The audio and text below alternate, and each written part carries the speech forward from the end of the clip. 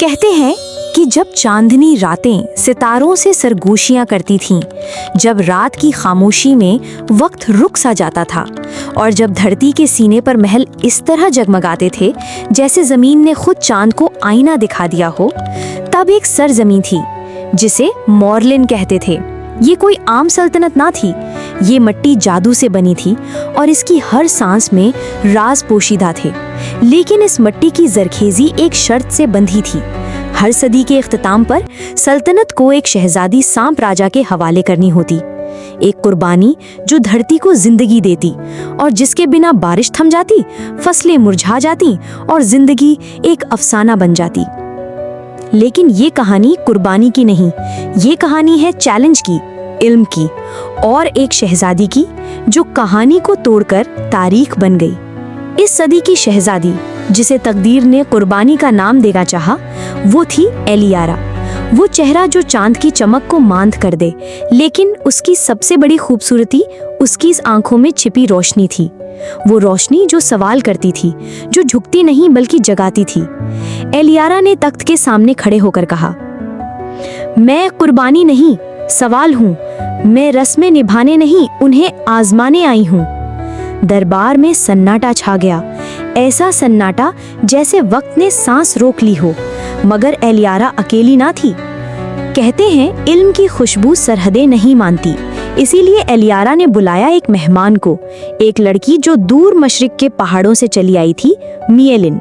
वो खामोश चलती थी, जैसे कदमों के नीचे हवा खुद दबकर गुजर जाए।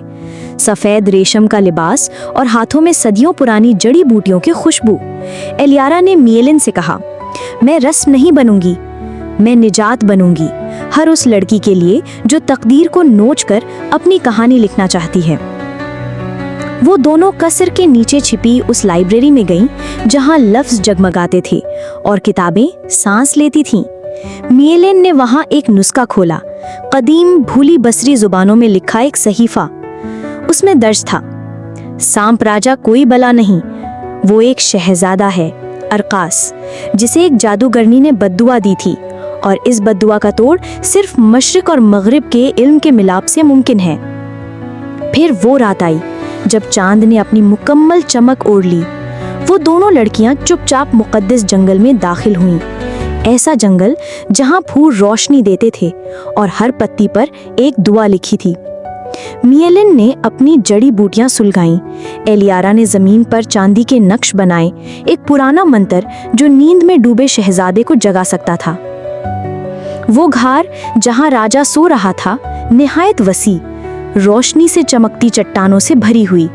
दरो दीवार पर वक्त का साया रुका हुआ था और बीच में एक देव हैकल सांप जिसकी चारों तरफ जहर की खामोशी बिखरी थी। लेकिन एलियारा उसके करीब गई। उसने उसके माथे पर हाथ रखा और धीरे से कहा, तुम कोई देव नहीं, तुम दर्द हो जिसे कभी समझा नहीं गया। तब हवा में रोशनी का एक जोरदार फटाका हुआ। सांप की खाल राख बनकर उड़ गई और उसके नीचे से नमूदार हुआ एक खूबरू इंसान, अरकास। आंखों में सदियों की थकान, मगर लबों पर शुक्र का लरसता लमस। उस लम्हे ना कोई रस्म रही, ना कोई खौफ, सिर्फ एक हकीकत कि इल्म, मोहब्बत और सवालात तिलिस्म को तोड़ सकते हैं। बारिश आई, जमीन महकी, फूल खिले, गीत गाए गए और सल्तनत मॉर्लिन ने एक नई सुबह देखी। एलियारा, मिएलिन और अरकास तीनों ने मिलकर एक ऐसा राज कायम किया जहां रस्में किताबों में कैद हुई और फैसले शऊर से किए गए, जहां औरत सिर्फ कुर्बानी ना रही बल्कि तब्दीली की अलामत बनी। और आज भी अगर तुम चांदनी रात में उस वादी से गुजरो तो हवा में सांप के हंसने की सरसराहट नहीं आएगी, बल्कि एक शहजादी की हंसी गूंजेगी, वो हंसी जो तारीख को बदल गई।